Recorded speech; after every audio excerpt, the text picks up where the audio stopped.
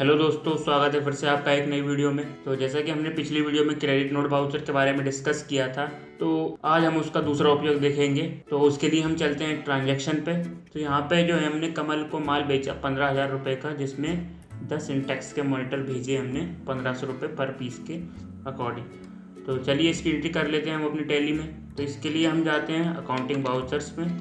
Accounting vouchers में हम F8 दबाकर सेल्स वाउचर ओपन कर लेते हैं। यहाँ पे जो है हम अपना रेफरेंस नंबर डालेंगे।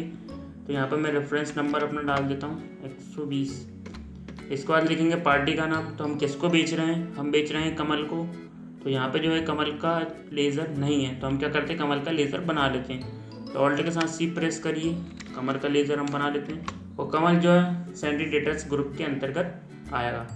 और यहाँ पे हम कंट्रोल A दबाकर एक्सेप्ट कर देते हैं। और ये डिटेल्स भी आप फिलअप कर सकते हैं, नहीं करना चाहते हैं तो कंट्रोल A दबाकर आप इसे एक्सेप्ट कर दीजिए।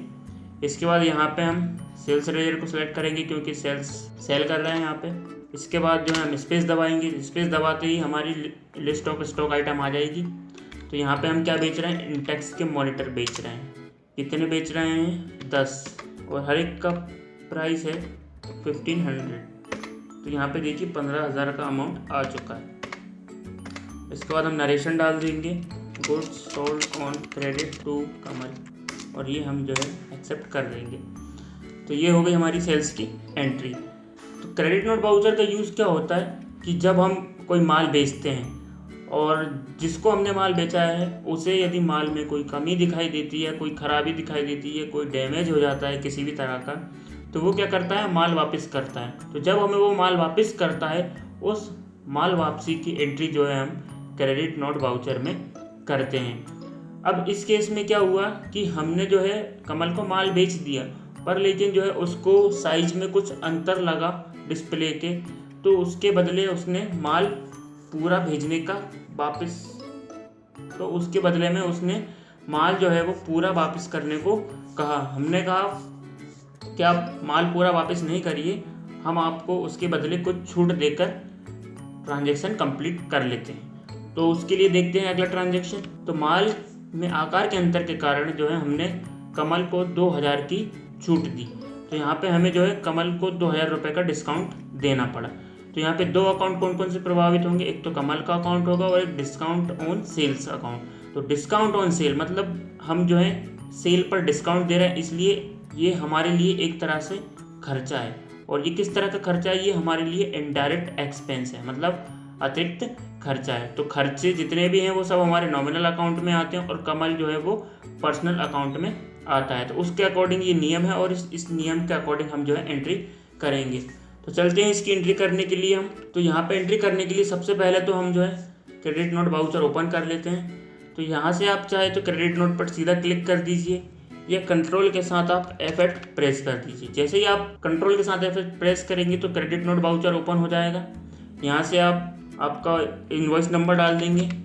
तो यहाँ पे 120 था हमारा इनवॉइस नंबर। इसके बाद आप डेट डाल देंगे यहाँ पे, और F2 से भी डेट चेंज कर सकते हैं। फिर इसके बाद पार्टी का नाम लिखेंगे। तो पार्टी थी हमारी कमल, क्योंकि यहाँ पे जो है हम डिस्काउंट दे रहे हैं, यहाँ पे हम क्या कर रहे हैं, डिस्काउंट दे रहे हैं, तो इसलिए यहाँ पे माल की डिटेल्स नहीं डलेंगी। तो जब माल की डिटेल्स नहीं डलती हैं तो हम उस वाउचर या उस ट्रांजैक्शन की एंट्री जो है एज वाउचर में करते हैं। तो यहाँ पे हम इस ट्रांजैक्शन को एज वाउचर में कर लेते हैं। फिर इसके बाद यहाँ पे वही प्रोसेस, कमल अकाउंट को सिलेक्ट किया। अब कितना की छूट दे रहे हैं हम, 2,000 रुपये की। तो यहाँ पे हमने 2,000 अमाउंट डाल दिया, और यहाँ पे दिया हमने डिस्काउंट ऑन सेल, यानी कि डिस्काउंट ऑन सेल का लेज़र होना चाहिए। तो यहाँ पे हमने देखा डिस्काउंट ऑन सेल का लेज़र नहीं है, तो हम उसका लेज़र बना लेते हैं। लेज़र बनाने के लिए ऑल्ट के साथ C प्रेस करेंगे। उसके बाद यहाँ पे हम लेज़र का नाम लिखते हैं डिस्काउंट ऑन सेल्स अकाउंट। और डिस्काउंट ऑन सेल मतलब हम जो है सेल पे डिस्काउंट दे रहे हैं, तो एक तरह से ये हमारे लिए खर्चा है। तो इसको हम जो ले लेंगे इनडायरेक्ट एक्सपेंसेस में ले लेंगे। यहाँ पे आप इसको सिलेक्ट कर सकते हैं, और इसके बाद एक्सेप्ट करने के लिए कंट्रोल के साथ A प्रेस कर दीजिए। तो ये देखिए यहाँ पे जो है डिस्काउंट ऑन सेल अकाउंट आ चुका है। और इसके बाद हम इसे एक्सेप्ट कर देते हैं, और यहाँ पे हम नरेशन डाल देते हैं। और ये हमने नरेशन डाल दिया, discount given to Kamal due to some size and displace. और इसके बाद हम इसको एक्सेप्ट कर देते हैं। तो ये जो है हमारी क्रेडिट नोट की एंट्री हो चुकी हैं। अब इसे हम देखने के लिए चलते हैं कमल के लेज़र में कि हम अब जो है हमें कमल से कितने पैसे लेने हैं। पहले जो हमें 15,000 लेने थे, अब देखते हैं अब हमें कितने लेने हैं। तो इसके लिए हम यहाँ से एस्केप की से बाहर आ जाते हैं और इसके बाद हम चलते हैं फिर डिस्प्ले पर। डिस्प्ले के बाद हम जाएंगे अकाउंट्स बुक्स में। अकाउंट्स बुक्स में लेज़र में, तो जिसका भी लेज़र देखना है उसका नाम हम लिखेंगे। जैसे कि मुझे कमल का देखना है, तो जैसे मैंने के लिखा तो कमल आ गया। यहाँ पे मैं इसको ओपन कर लेता हूँ। तो यहाँ पे आप देखेंगे कमल को हमने जो माल बेचा था वो बेचा था हमने 15,000 रुपये का, तो हमें पहले 15,000 लेने थे। फिर इसके बाद कमल को जो है हमें डिस्काउंट देना पड़ा जो कि 2,000 रुपये का था, जो कि क्रेडिट नोट वाउचर में हमने इसकी एंट्री की थी। तो 2,000 रुपये का हमने जो दे दिया डिस्काउंट दे दिया। अब हमें कमल से लेने हैं 13,000 रुपये, क्योंकि ये डेबिट में दिखाई दे रहा है, यानी कि हमें 13,000 रुपये लेने हैं। तो ये जो है कमल से हमको इतना अमाउंट लेना है। इसी तरह से हम किसी का भी लेज़र देख सकते हैं जिससे भी आपने माल खरीदा है या बेचा है। आशा करता हूँ आपने कुछ नया सीखा होगा। तो मिलते हैं अगली वीडियो में, तब तक के लिए पीस आउट।